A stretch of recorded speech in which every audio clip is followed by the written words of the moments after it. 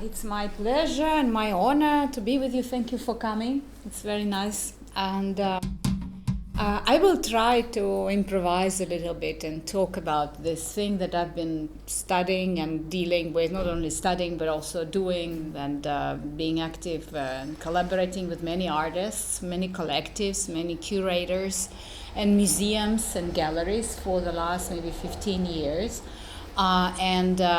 This is something that I also research as an academic, but I enjoy much more working with artists and, learning about their projects and sometimes also taking part in these larger projects and museum installations and interventions. So the decolonial turn in art, pro and contra, this is actually should be with a question mark, right? So what are the pluses and minuses of this?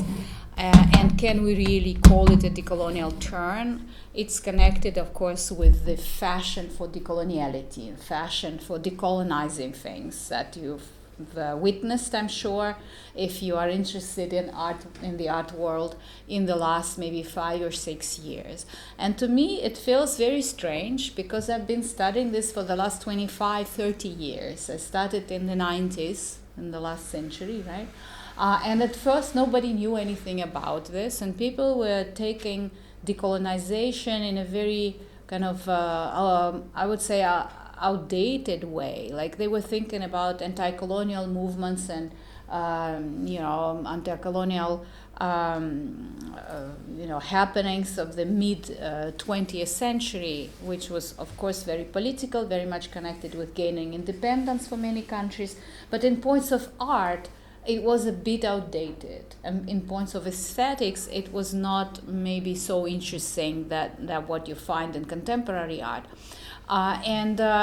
Only in the last several years, you see how this vocabulary enters the art scene, and more museums, more and more galleries and curators, they start working with decolonization and decoloniality as a new paradigm, and then it becomes it's like everywhere. It's really ubiquitous, which is also a problem sometimes because people use it without thinking, without understanding what it really means, without tracing the history, the geopolitics of the term, sometimes using it just as a metaphor, while it shouldn't be like that. Decoloniality is not a metaphor, as many indigenous people insisted, right? It's really a serious political agenda. It's about struggle. It's about human dignity. It's about so many things that are part of this decolonial paradigm and that are somehow sometimes lost. When it becomes a token inclusion of this problematic into museum work.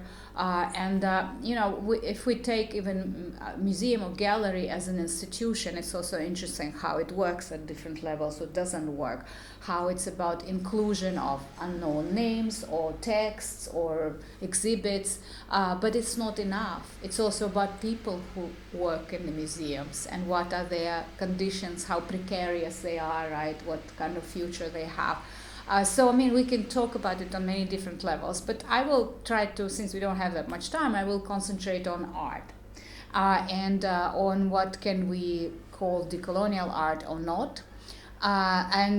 This image, which is striking, I think, that you have here, allows you to already problematize this and think about it with many question marks. Like, on the one hand, it's a very typical artwork that includes some post-colonial approaches and ways of rethinking the Western canon, right? It's called the Gioconda Hatun, and it's made by Buryatian artist Zorik Todorjiev, who takes these kind of masterpieces that we all know and remakes them with Buryatian aesthetics, with Buryatian idea of what is beautiful, what is attractive.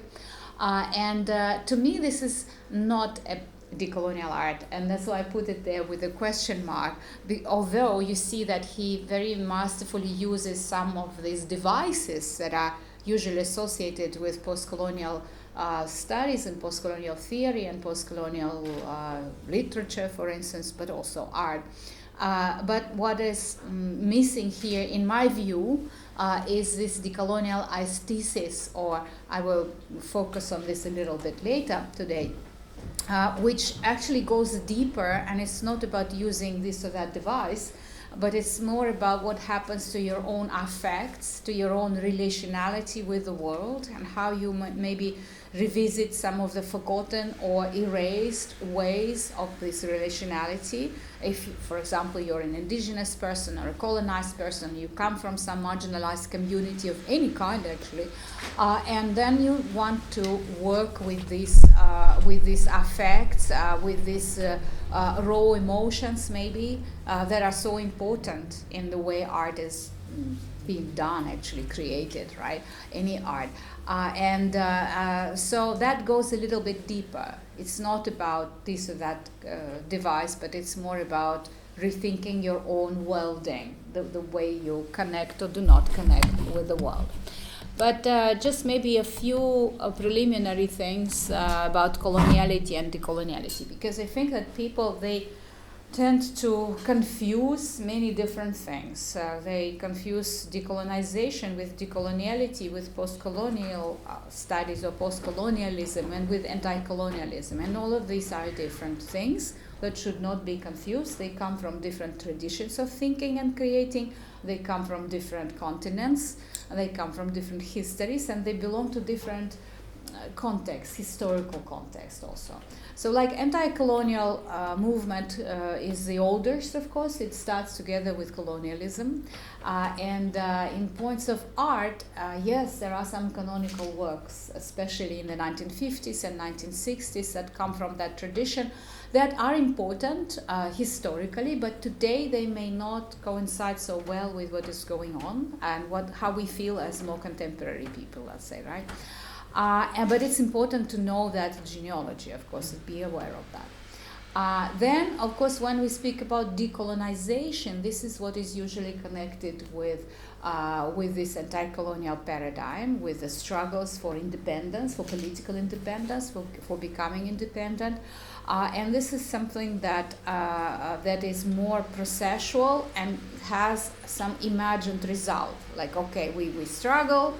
There's a national liberation movement, for instance, and then it comes to a certain result, like a nation state, independent nation state, right? For example, or not in some cases. But at the same time, we know that in most cases it hasn't ended in anything final.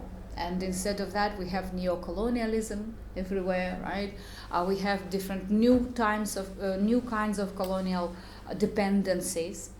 So in that sense, of course, coloniality comes later. It comes in the late 1980s, early 1990s. And that is a very special period. Some of you may remember, others were not yet born. It's the period when the so-called Second World dissolves, yeah, and the Cold War ends. And so all of the binaries of the Cold War, they also dissolve, and the world then is reformulated and rebranded somehow, and it's something similar we experience now again.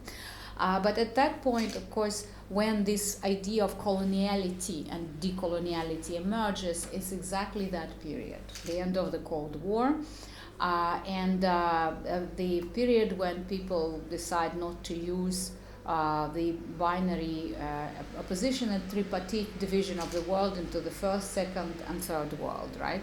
So what happens as a result is the first world becomes the global north, third world becomes the global south. What about the second world? It just disappears from the picture.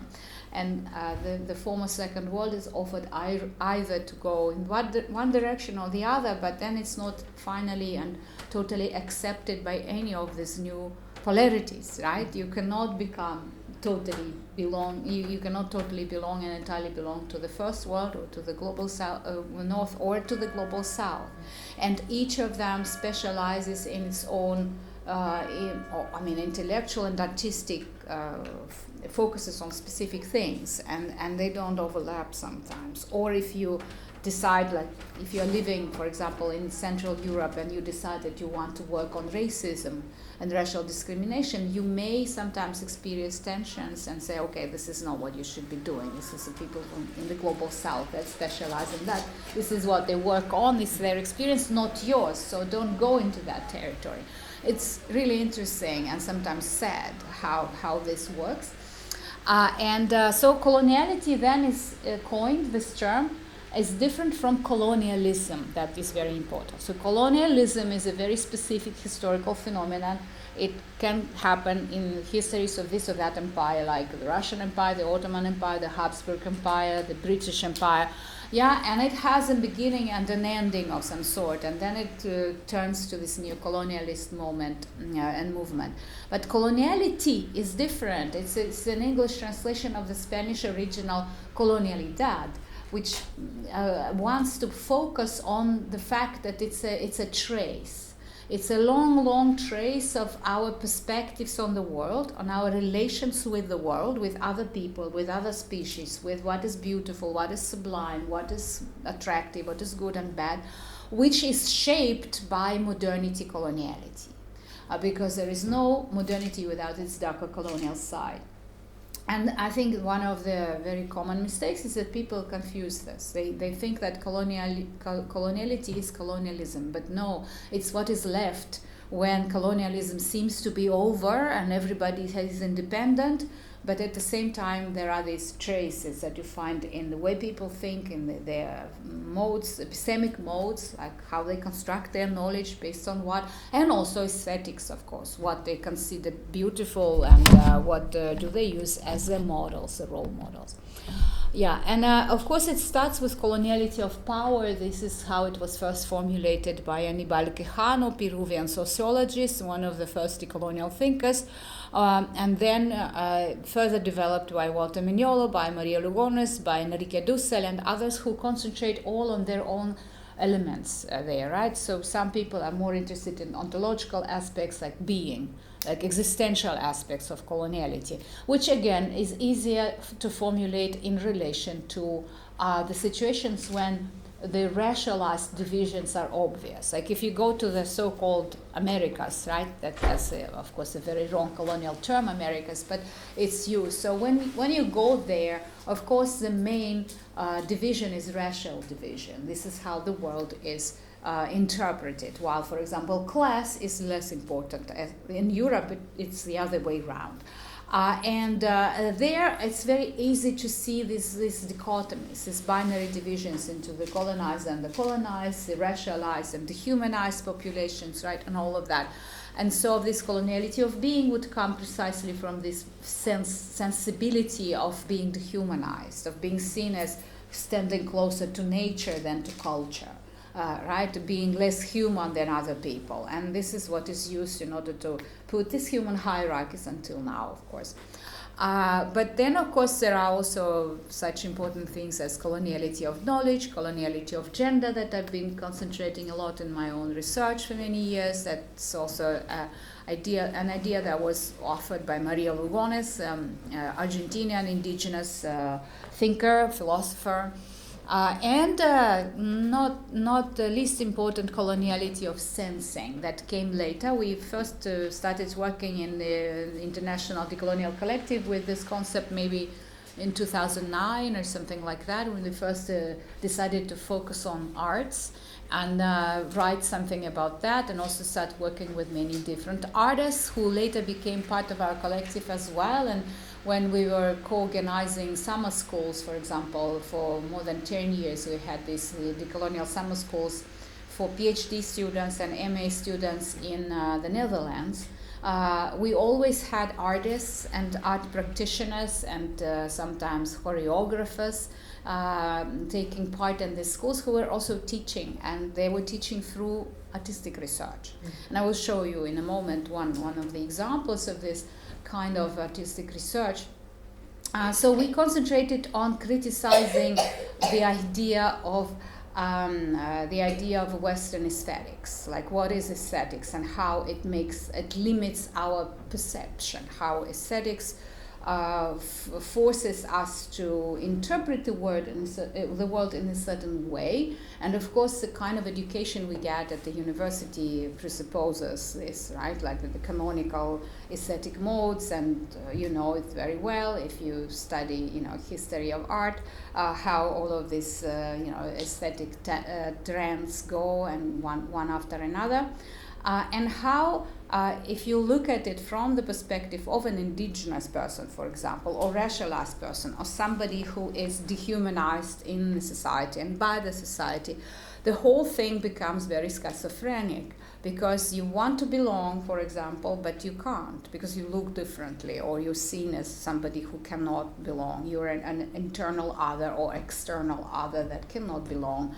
And at the same time, these canonical ways, aesthetic ways, are canonical, right? And so you have to follow them, and you have to believe and convince yourself, but this is really beautiful and attractive, and this is how you should be, for instance. I mean, a classical and very simple example is Toni Morrison, African-American writer, who writes her first novel sometime in the 70s, and it's called The Bluest Eye.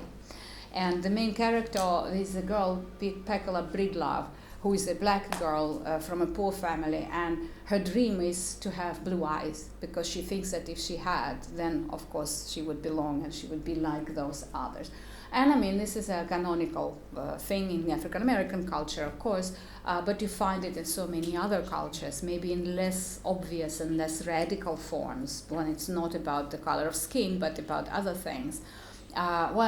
Take, for example, Turkey, modern Turkey, right? And take Orhan Pamuk, who in one of his novels describes a situation when all of a sudden the culture changes, the Republican time comes, and the people are forced to change into Western dress, right? And so he writes about that in a very ironic way, and says that, we were not buying Western clothes, we were buying a dream of belonging to modernity. So this is a very interesting thing that decolonial option and decolonial thinking and decolonial art as well tries to go deeper into. So it's not about devices, it's not about something on the surface, but it's more questioning the very grounds of modernity, how it interprets the world, what kind of oppositions it uses, what kind of binaries, like culture nature, for instance, binary, right, which is very problematic, or modernity tradition. That's another favorite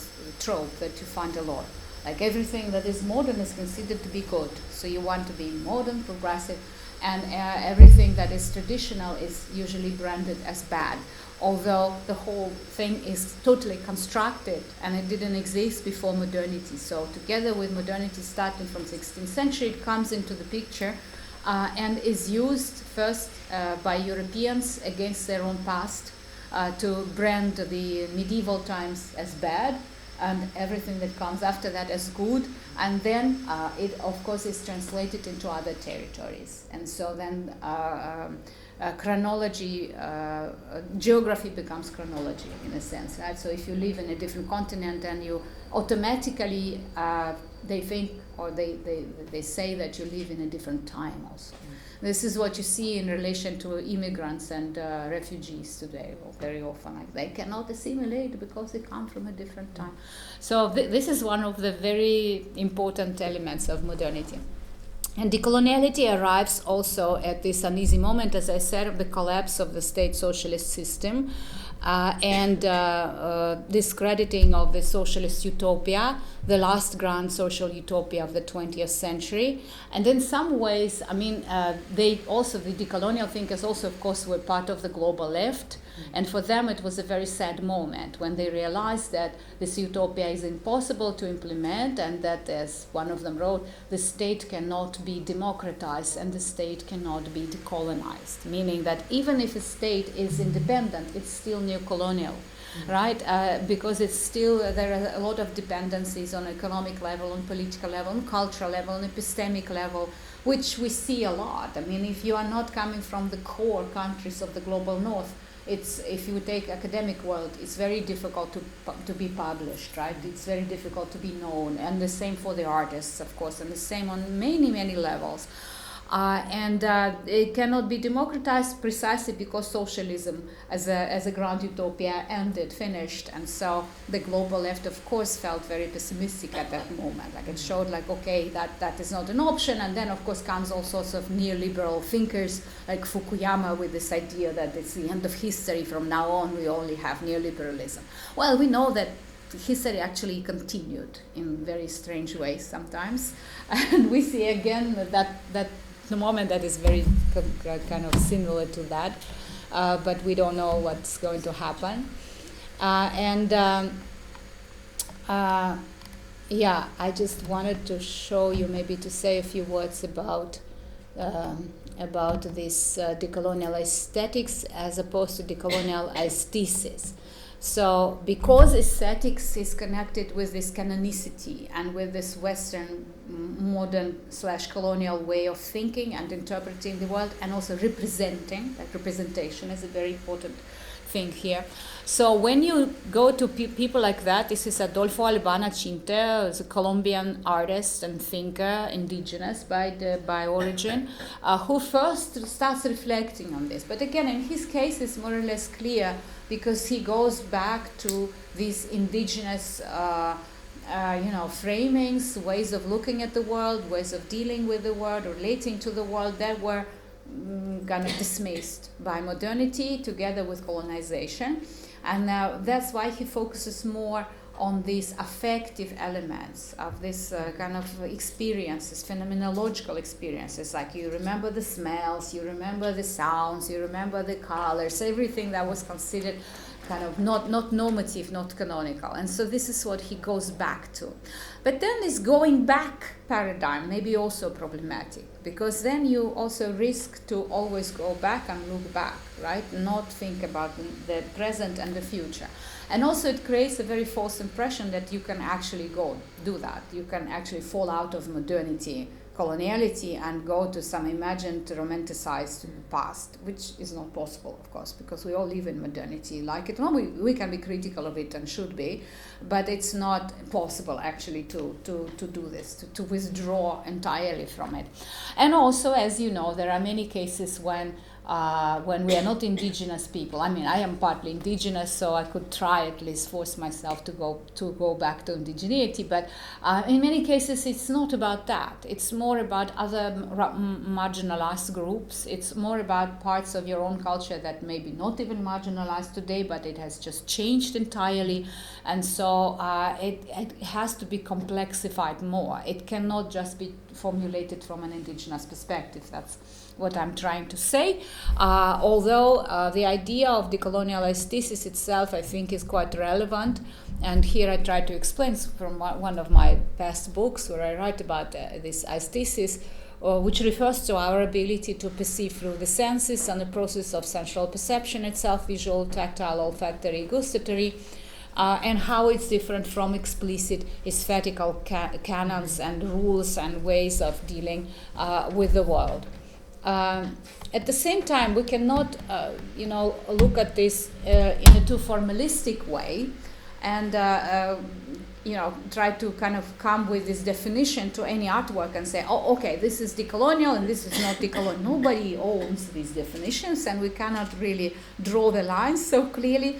But I think in many cases it's important to listen to the artists themselves and also see how these artworks grow, where from they come, and of course it usually starts in the most interesting cases, at least this is from my experience, not from reading some articles and applying someone's theory to your work, but rather from your own experience, very often from your body, from your corporality, from your traumas maybe, from your experience, from the colonial wound, as Gloria Anzaldúa would say, that doesn't heal inside you, right? Or maybe you do it through art, via art as a way of coping with it as well also, right?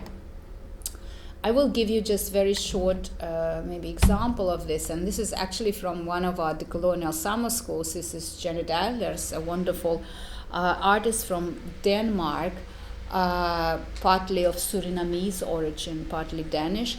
And she has these performances, and one of them, Whip It Good, it was a really interesting performance. She showed it in one of our summer schools. I will show a very short video, and then we go on with something else.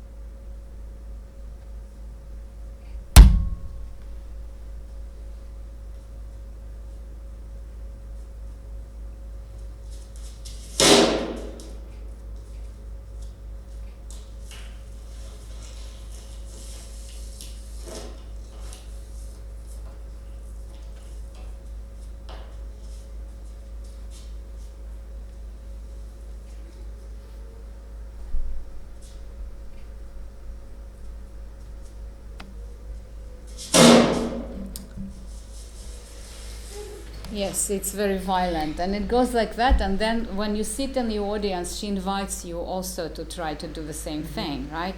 So it's a very participatory performance in which you can kind of connect somehow to this trauma and this memory of slavery, of course, and slave trade, because that's what it's about.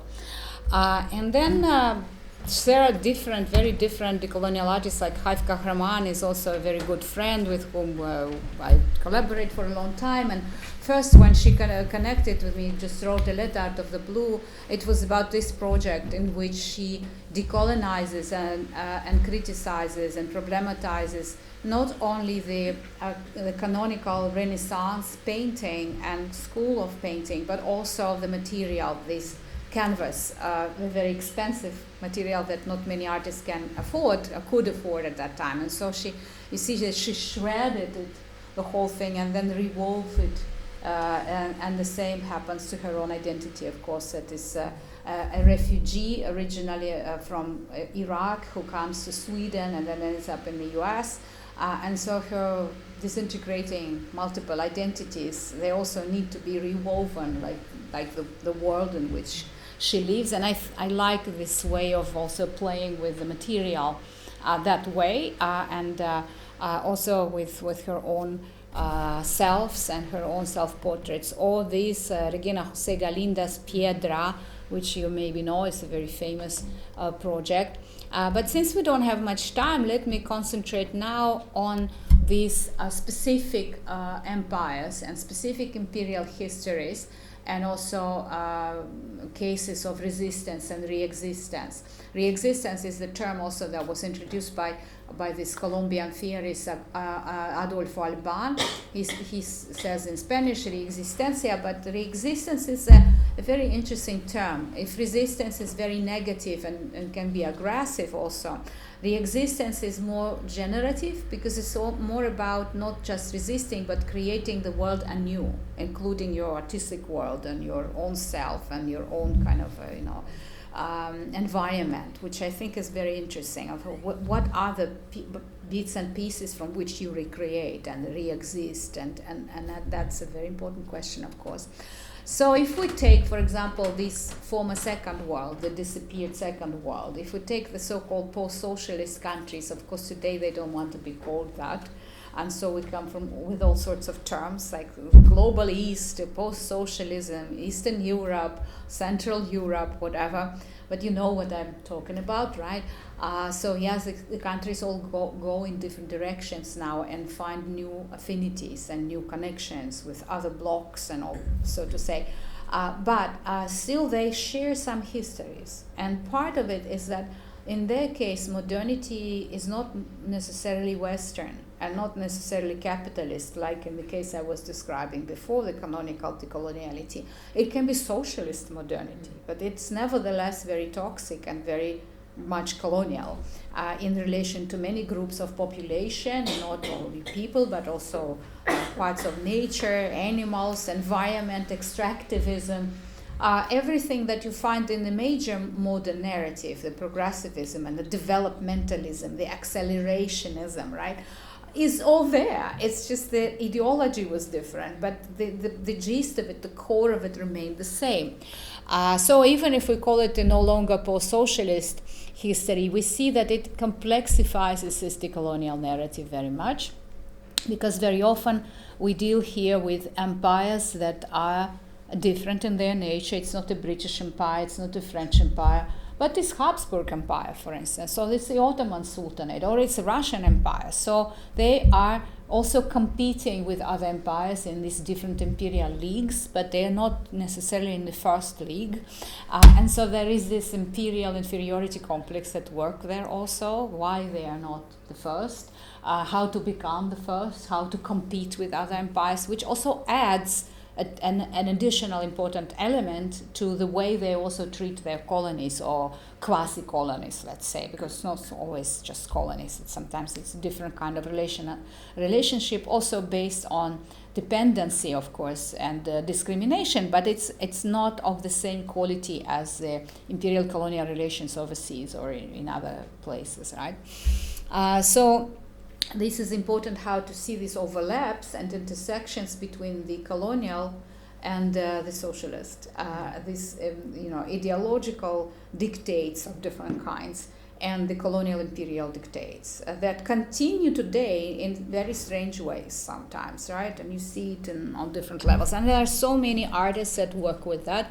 Again, I will just give you one example. This is a wonderful Kazakhstan work by Yerbasin Mildibekov. It's called Mutation, and he is a sculptor. He was taught to be a sculptor in the late Soviet times, and as he says in one interview, I was so happy that I finished this department of sculpturing or whatever, because I learned how to make Lenin's busts, and I thought that I will always have a job in my life, I will make money. And then the Soviet Union collapsed, and as a result he makes this work in which he starts with Lenin.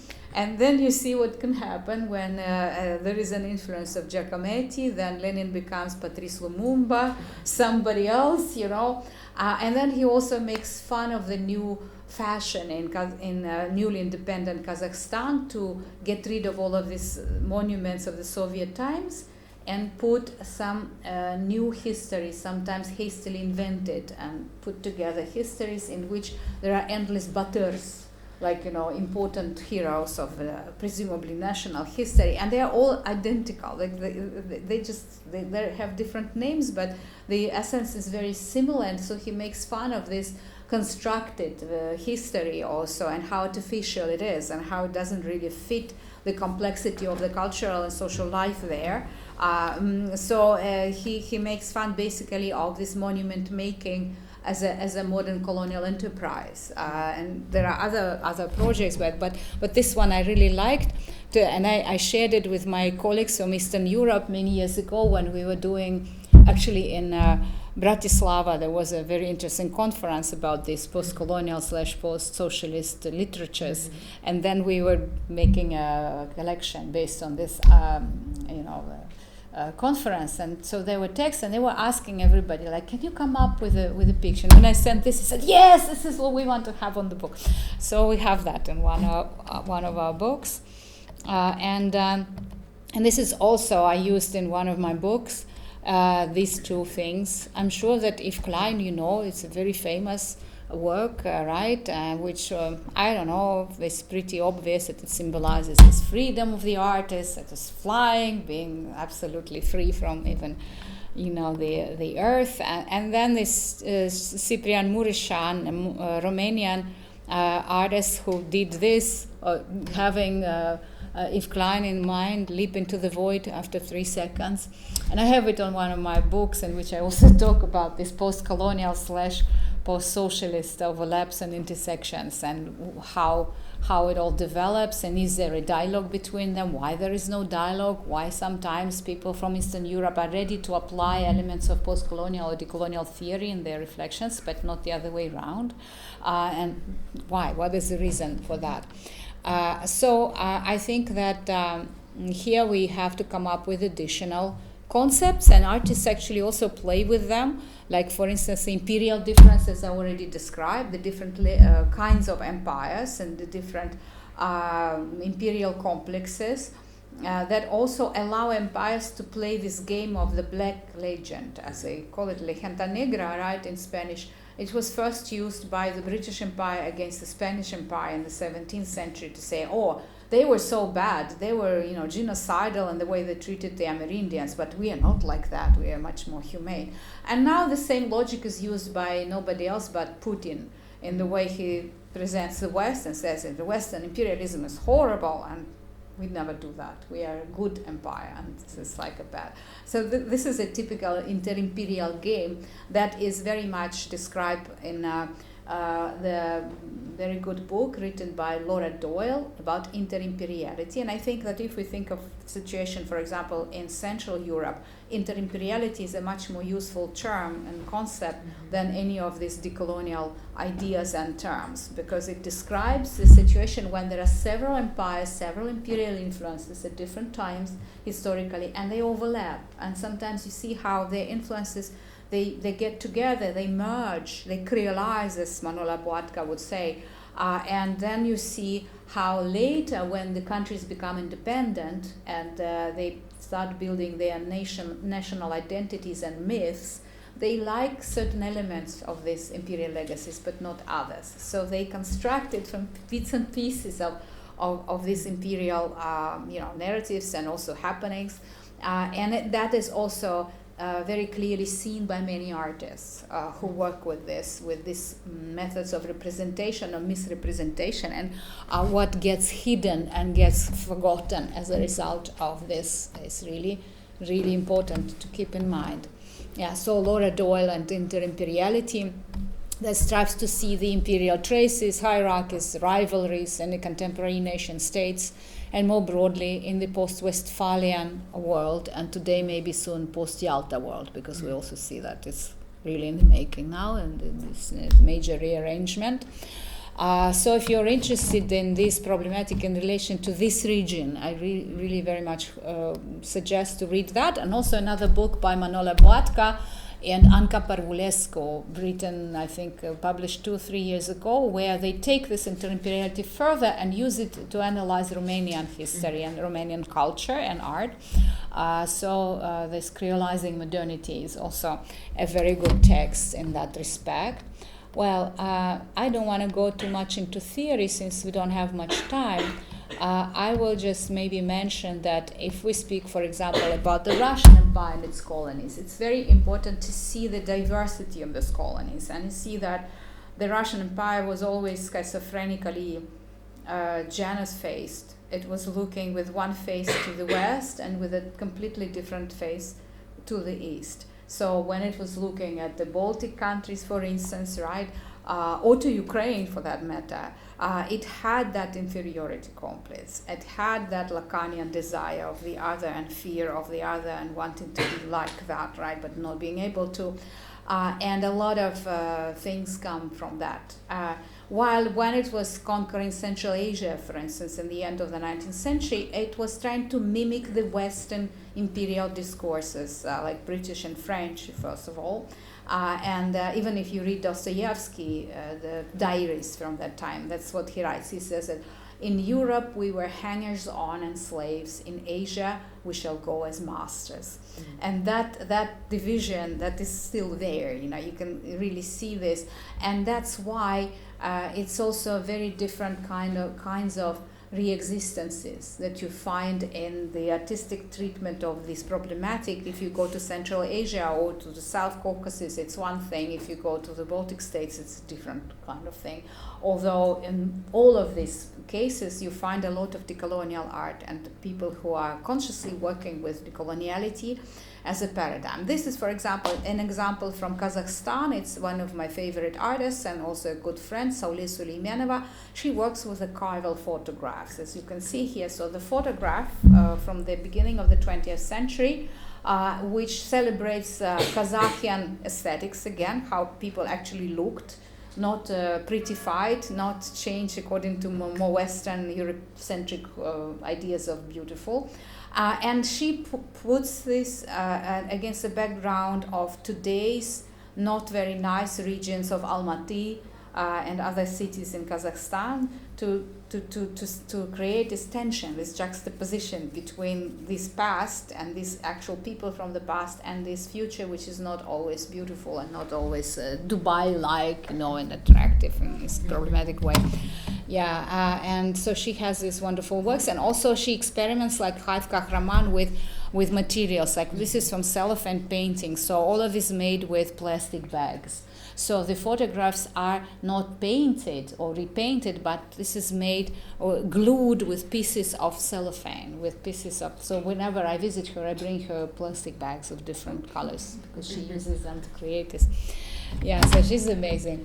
And at the same time, if we go a little bit, for instance, to Uzbekistan, then we find another artist, is a cinema maker, a cinematographer, Saudat Ismailova, who also works in very interesting, radically decolonial ways, because she decolonizes cinema as a media.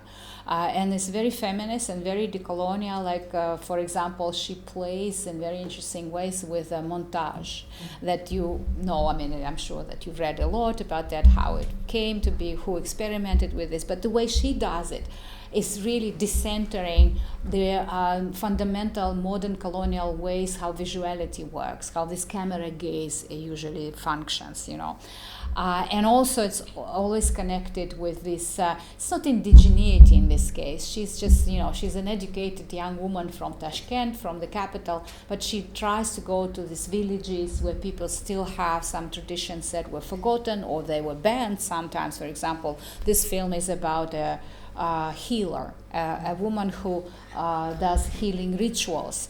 And they are not even Muslim, they are pre-Muslim. So it kind of survived from the times before the Arabic invasion even, right? And it's really interesting. I can show you very, very short excerpt. I know that we don't have time, and then maybe one more, and we have to finish soon. So this is a film, 40 Days of... no. Sorry. I don't know how to get rid of this. I don't think it's possible. No. Now it's stuck, right?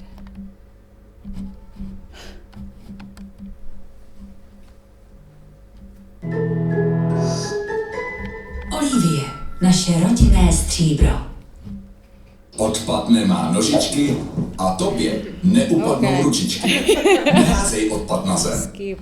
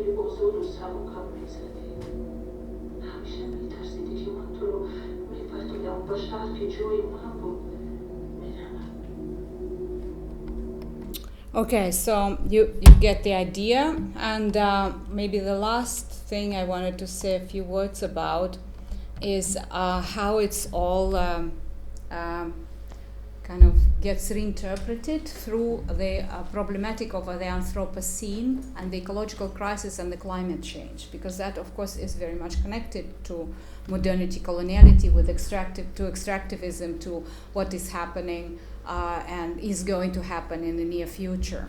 And especially forceful, you find this problematic in Estonia and Latvia and Lithuania in these artistic works. Like this one, for instance, by Kristina Norman, maybe you know it because it was part of the Estonian pavilion, not this time, I think the previous time, in Venice Biennale. That was one of the works that was demonstrated there.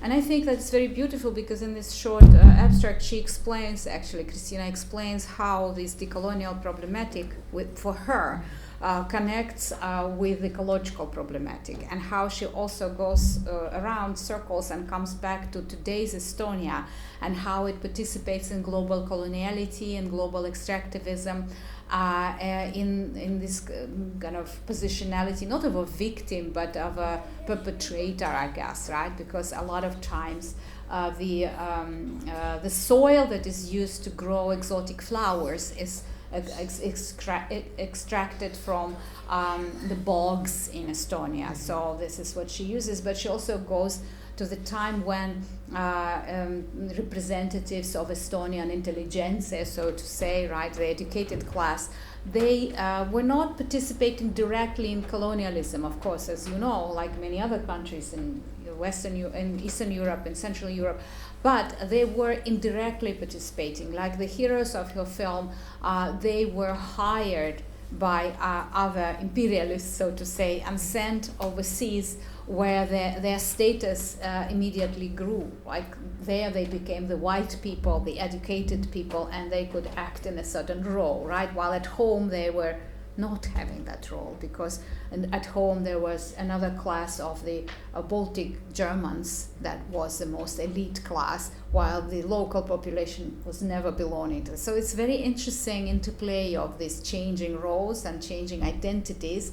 And she, I think, beautifully talks about that and connects it also to the contemporaneity and to what is the role of Estonia and Estonians, a very tricky and dubious role sometimes in this global coloniality. I hope there is no commercial this time. Minu nimi on Kristina Norman. Ma olen üks kunstnikest, kes osaleb Veneetsia biennaalil näitusel Orhideliirium. Ja selle näituse jaoks mina tegin 3 filmi. Ja need kõik filmid tõukuvad Emilia ja Andres Saali eluloost. Andres Saali tuntakse Eestis peamiselt rahvusromantilise kirjanikuna ja dekoloniaalse mõtte ühe võtmefiguurina.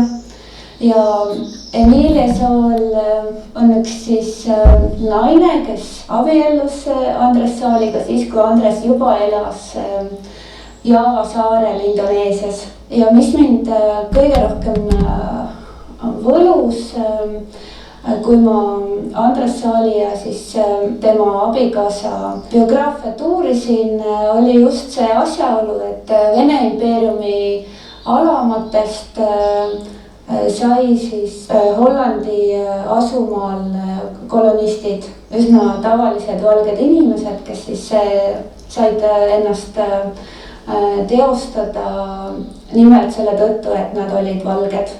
Näiteks minu filmitriloogia film pealkirjaga Janu siis loob sellise lingi või seose orhidee hullustuse ja Eesti rabade vahel. Orhideed seostuvad meil selliste troopiliste eksootidega põhiliselt, kuigi Eesti looduses on ka orhideesid ja osad neist kasvavad ka rabas, aga meie näitus muidugi räägib sellistest troopilistest orhideedest, sest et Emilia-Rosaalia saalil me teame, et oli suur troopiliste orhideede kollektsioon. Kuukingad on ühed levinumad toataimed Eestis tänapäeval, aga me väga palju ei mõtle selle peale, et see kasvusubstraat, milles neid Hollandi kasvandustes kasvatatakse, koosneb suurel määral Eestist kaevandatud turbast. Inimesed, kes siis ostavad neid orhideesid Eestis, nad ei oska mõelda sellele, et see loodusressurss ja kõik see turvas ja vesi suunatakse siis näiteks kuukingade puhul siis Indoneesiast pärit taimede tööstuslikku kasvatamisesse Hollandis. Ja näiteks üks film siis minu triloogiast, mille pealkiri on Rip-Off, räägib samamoodi sellest orhidee hullustusest nii-öelda ajaloolises plaanis, kus siis orhideed olid osa mõisakeskkonnast ja sellisest olid luksusliku elu atribuut ja priviligeeritute pärusmaa. Minu filmis siis kehtib selline kujutelm siis mõisaprouast, kes siis maalib seda eksootilisi orhideesid ja siis teenijatüdruk teeb siis kõik selleks, et saada osa sellest kõrgklassi elustiilist ja privileegidest ja see film küsib siis privileegi ruumi kohta, et kuidas luuakse privileegiruumi, et kui palju nähtamatut tööd läheb selliste ruumide loomiseks vaja. Ühest küljest see tegeleb või käsitleb kolonialismi teemat läbi botaanilise prisma. Teisest küljest see muidugi ka adresseerib kõiki neid keskkonnaprobleeme, mis seostuvad nimelt koloniaalajastuga, aga ka näitavad seda, et see koloniaalpärand. Okay, so you get the idea, right? And so just to finish it up, you see there are different kinds of decolonial art.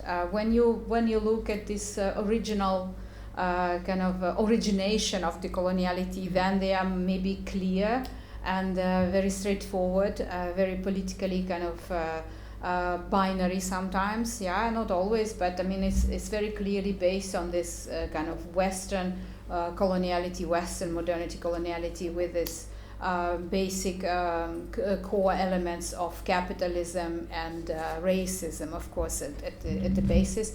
But when you start traveling further and further away and you face other histories, you see that there are additional elements there, right, that are added and that problematize modernity as always capitalist, can be socialist as well and post-socialist.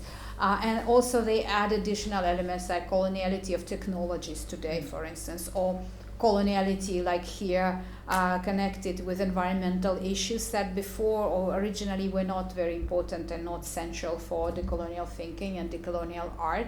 But today I feel more and more, especially in Europe, I think in European context, that it is becoming a new kind of important element that allows people to come together and maybe very cautiously but still try to build some kind of deep coalitions based not on becoming identical again, it's not about socialism anymore, but it's like you keep your differences, you keep your own agenda, but at the same time you find some important causes for which you can build these coalitions at least for a while. And one of these important causes is, of course, the ecological cause and the climate change and the Anthropocene.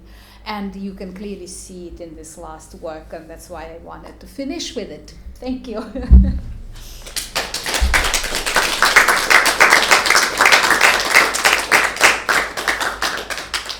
Thank you very much. That was, my head is exploding, as I'm sure many of yours. We still have time for maybe 15 minutes for questions. So I invite you to ask or comment.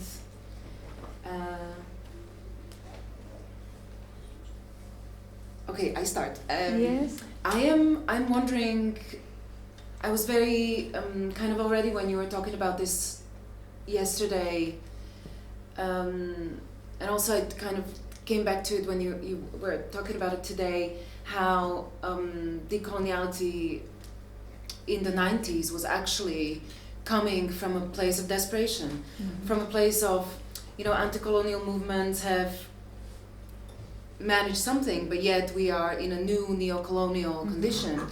And so what is it that we are supposed to do in this position?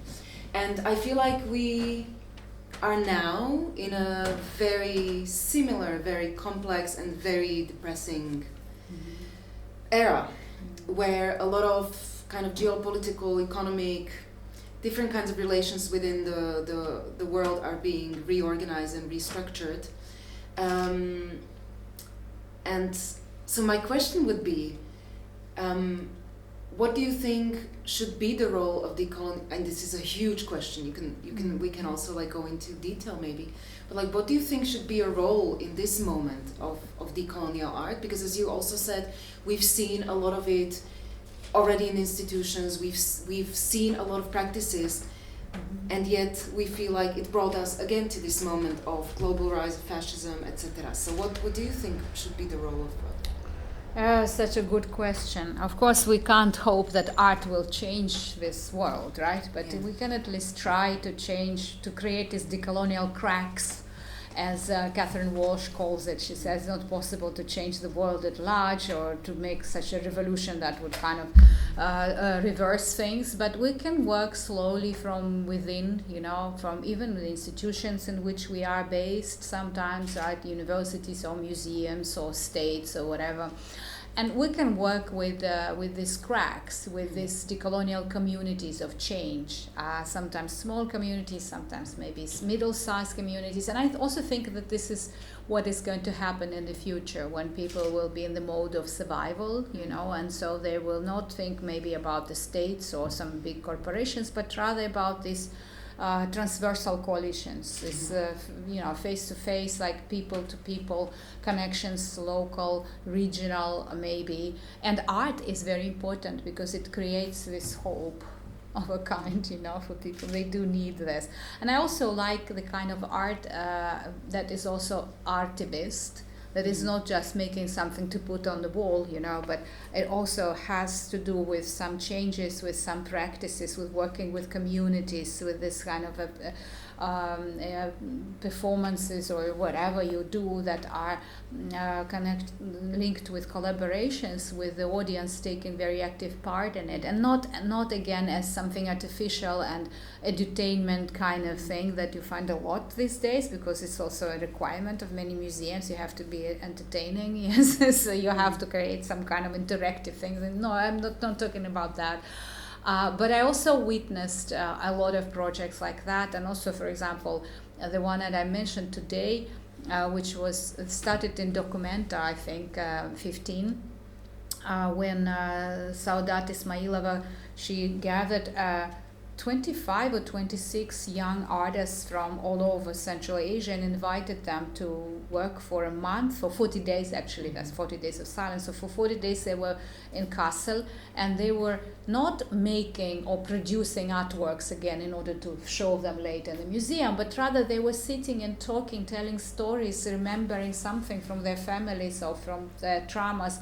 And also we're engaged in some collective making of something, not necessarily artistic in a highbrow way, you know, but performing some rituals, cooking something together, making some, I don't know, traditional ornaments or something.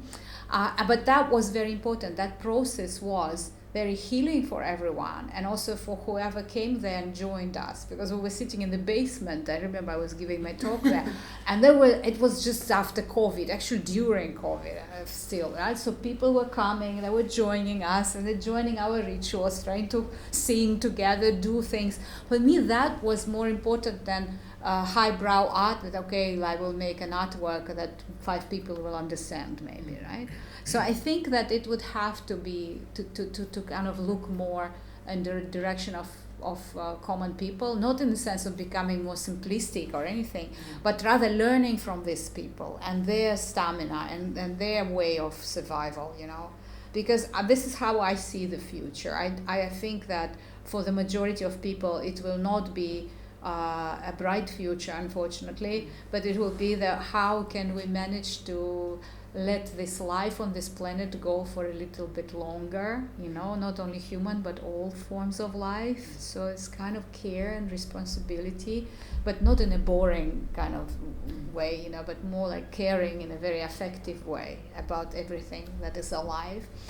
And I think that it would have to be totally devoid of ideologies. That's something that I consider to be really dead. All of this right, left, that we are very much, we're feeling it now. Yeah, we can criticize the right and left, but then I see that a lot of left becomes the right very easily, you know. So I think that also has to be left in the past, because very soon it will be about survival. So in that sense, decolonial can be important precisely through this affectivity, through this core connection with this, you know, affects and feelings and emotions, and returning and relearning to relate with the world that we totally lost due to modernity, because modernity does that very skillfully. It alienates you in all senses, from the world, from nature, from yourself, from other people, from other species, and this is how we live, unfortunately.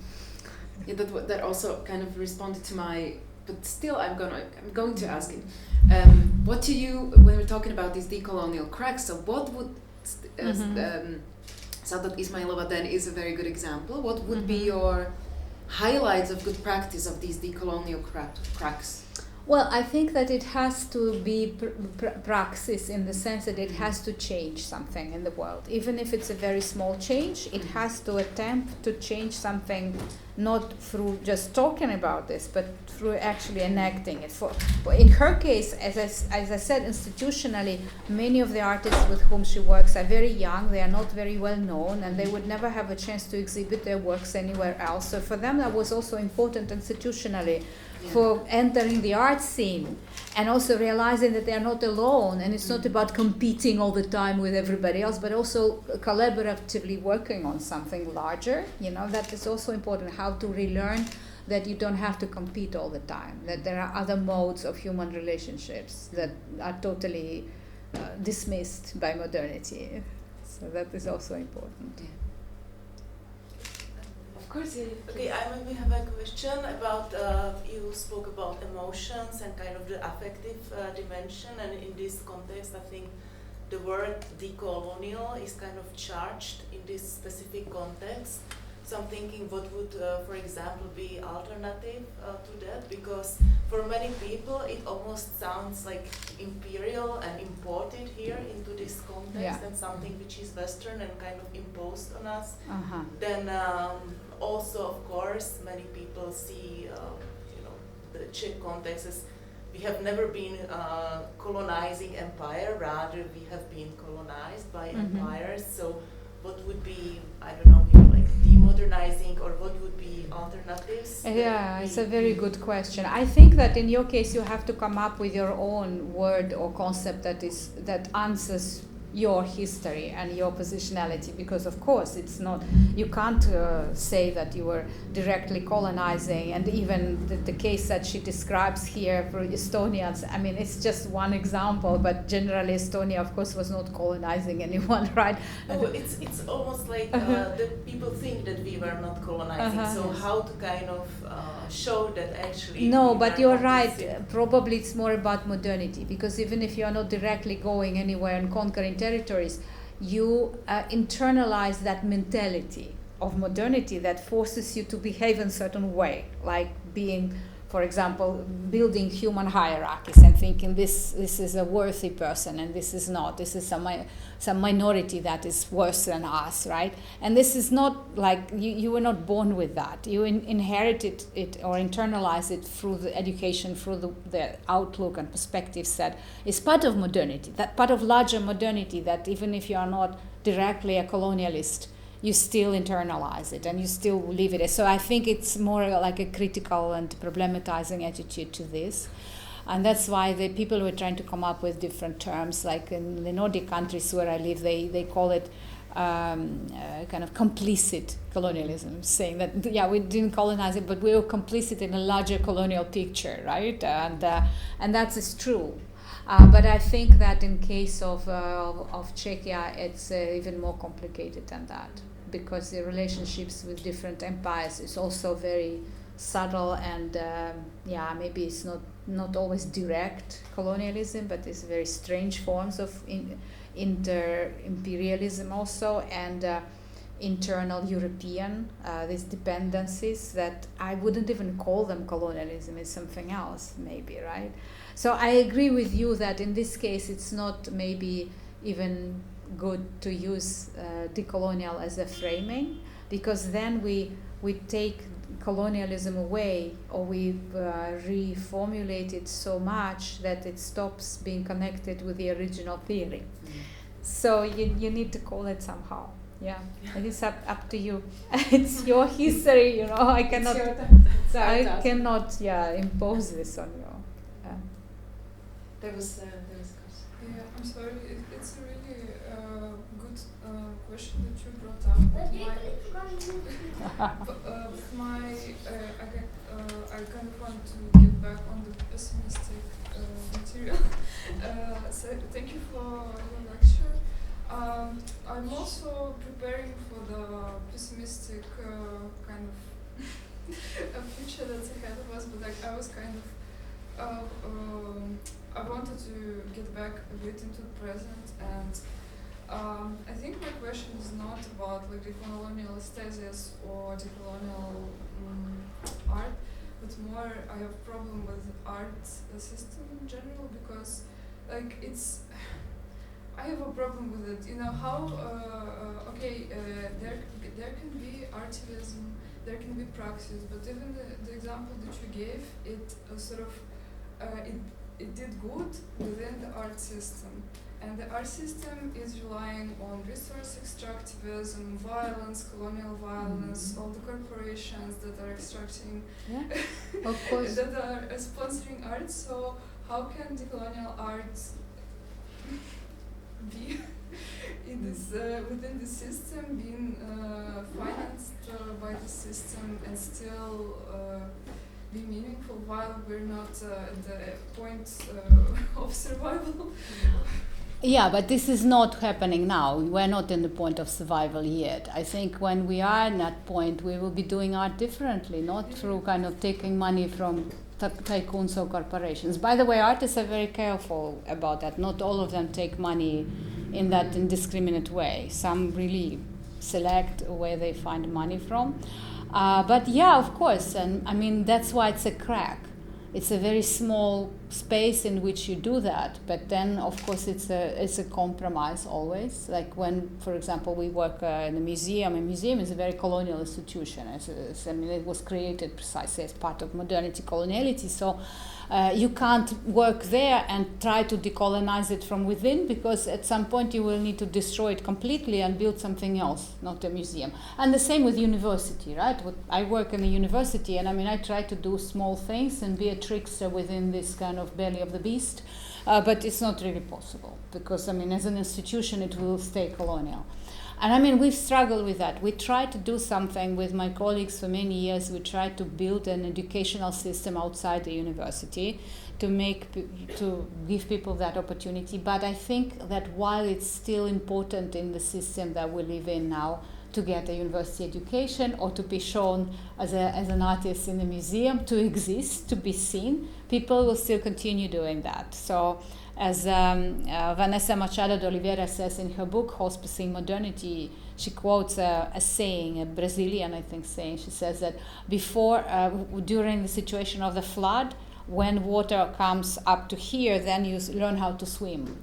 So maybe, we need to reach a situation when we need to really survive, and then we kind of, forget about this. But so far, yes, to be visible, people make these compromises. Or I know artists who actually say no, and they don't show their work, and we know about their work, but it's not shown in any biennales or anything, and they don't have money to do so. It's very low-cost projects. It's also possible. It's your choice. Do you play the game of modernity or you don't, right? And in what capacity you do it, and to what extent you agree. Maybe sometimes it's strategic, like, okay, you do certain things in order to attract more attention, for instance, or get people into your project. But in some cases, people are very strict and ethical about it, and we don't do that. I mean, anything is possible here. I'm not kind of giving you recipes for that. But I think that for me, for instance, it's still wonderful to be able to have these artists and see them, even if we can criticize them, rather than just sit there and not do anything and wait till we die, until the end of the world comes. We need to do something, and in the capacity we are capable of doing. Yeah. I think maybe two more questions. One here, 3 more questions. We do have, though I'm gonna say that at 20:00 we need to be out of this room Okay. because there is a screening, unfortunately. Right. So if we could do 3 more questions, Madina, and then let's move it then afterwards into a less maybe formal setting. So yes. Thank you for the lecture. I wanted to ask,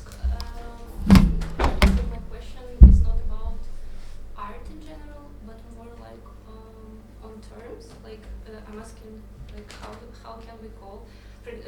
Like I'm an artist also, and now I'm working like with the theme. I'm from Udmurtia, and I'm working with theme of like weaponizing national culture by the empire. Because, for example, in Udmurtia they have,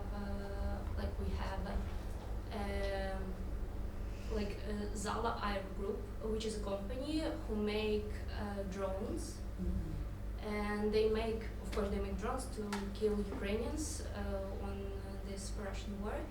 And recently, I think 2 or 3 years ago, they started to use national symbols and they started to name those drones by national symbols. And for me, it's really of course horrible, but also interesting that they decided to use because I think it's also it has to do something with aesthetics and aesthesis as well, because they started to use symbols, because they started to use symbols, for example, like national flowers, and they started to call weapons with it.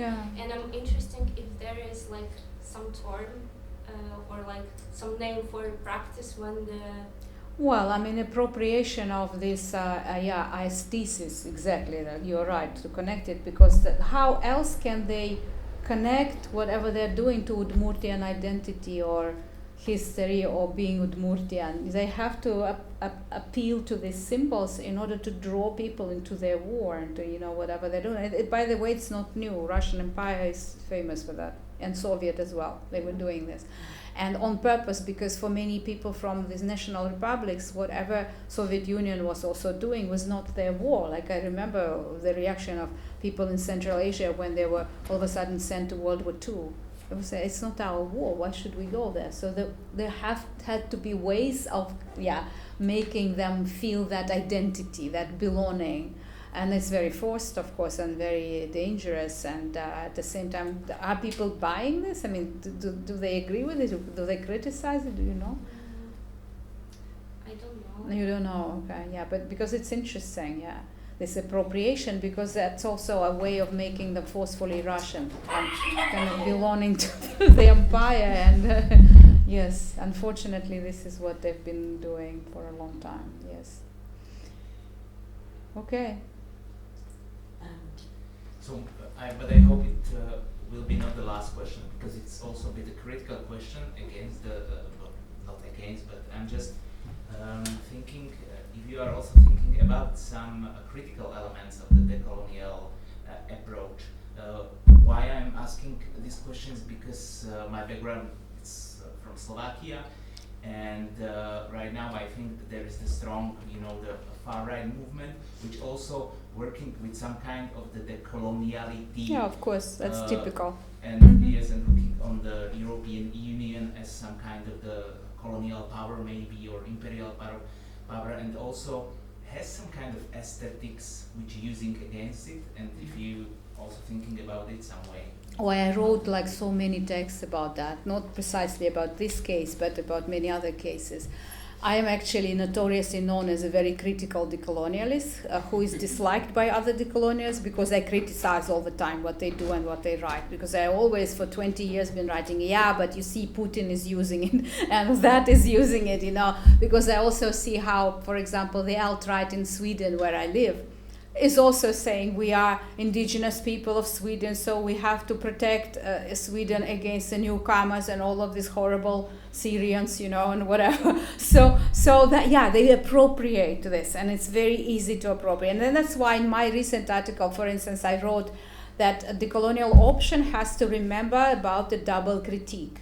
That was there originally from the start, but then it was forgotten. Like in 2005, we did a special issue of one of these journals together with Walter Mignolo, and then we were writing together about this double critique, meaning that you cannot criticize one side only. You have to always balance this. You have to see the national level, the global level, the West, but also things like Russia or like, local nationalists or, conservatives. All of this has to be criticized, not just, okay, I like you because you're against the US, like very often you see in this discourse, it's very problematic. So I said that it has to be always present, but I don't know, we'll see. We're doing another special issue now, decoloniality 30 years later. So I'm very, very curious to see what their reaction will be to this critique, because you're totally right. It's very easy to use it against, yes. Yeah, to flip it over, so to say. Last but not least. Yes. I also have it's a kind of embarrassing to answer as a last question, but what is your opinion on Documenta 15? Because you mentioned it, and what is your opinion on the legacy of Documenta 15? Because it sort of became this peak of the colonial discourse, at least for me, and I think a lot of people, and it kind of showed its cracks and also some contradictions, but it was a great attempt, I guess. So how do you think where Documenta can go from that now, and do you think it did a good job to present the colonial discourse, or rather No, I think it was a complete disaster from the beginning to the end. I went there only because I was invited by this Central Asian collective. Otherwise, I wouldn't even consider going to Documenta of any kind, because I'm very critical of what they were doing and what they were like, And the fact that, again, they played this game, now it's so fashionable, everybody has to decolonize, and the way they did it and who they invited and how they treated these people. That was a scandalous thing, we were invited, but they didn't want us to say anything. They prevented us from giving interviews. this group, this Davra group of Central Asian artists, they didn't publicize our events to make sure that no people will come. But we told to each other's friends, and so that way we still had an audience. But it was done on purpose, you know. And then the whole scandal that was there in the center of the documentary was so shameful. I mean, I was there, yes, I witnessed it, and I went then to see all these works. I can't say that I liked that collective and their works, because to me, aesthetically, I mean, the central thing, because of which was a scandal, to me it was a bit also coming from the 60s and 70s aesthetically. I'm not fond of this kind of aesthetics, but I mean, they honestly did what they believed in, you know. But I also saw this reaction of the German public, you know, on this establishment and how it was all done. It was like very unpleasant to be there. And I don't think that they managed. And I was also witnessing what they were answering, this group of curators who was invited to do the thing, and how they were trying to be inclusive and to be nice and not go into conflict. And then they were told, yeah, you know, like this was to me the limit of their openness and playing the decolonial card, because in reality they were not playing, of course, any decolonial card. Yeah, so I mean, there's a lot of problems here. Like, decoloniality has to be questioned itself and constantly remade and rethought, and it's a process, it's not a result. You cannot decolonize once and for all. But also these kind of European modern colonial institutions are very problematic, of course. And I don't think that, I don't know, I was not actually watching what's happening with it now. Did they close it forever, or? No, there is an outcome in 2027. There is a call, okay. I think the part of my question was actually about the preparations for the next documenta. If you feel like they are going to continue in this approach, or whether you think they will leave the whole decolonial discourse and come up with something else, because they also saw something unsuccessful. Well, I don't know, because as I said, I don't have patience with this kind of institutions. I think that you cannot make anything relevant with them. I mean, you cannot take the colonial project to an institution like Documenta. In that sense, I agree with you. Like, this is not a kind of a compromise that I would be ready to do or make in the future. So usually I say no to this kind of invitations. But I was trying to be nice to this group of artists. I wanted to support them, but the way we were treated, it was like really, really bad. Yeah, I felt very kind of on an affective level that they were humiliated, you know, by the way they were treated. So.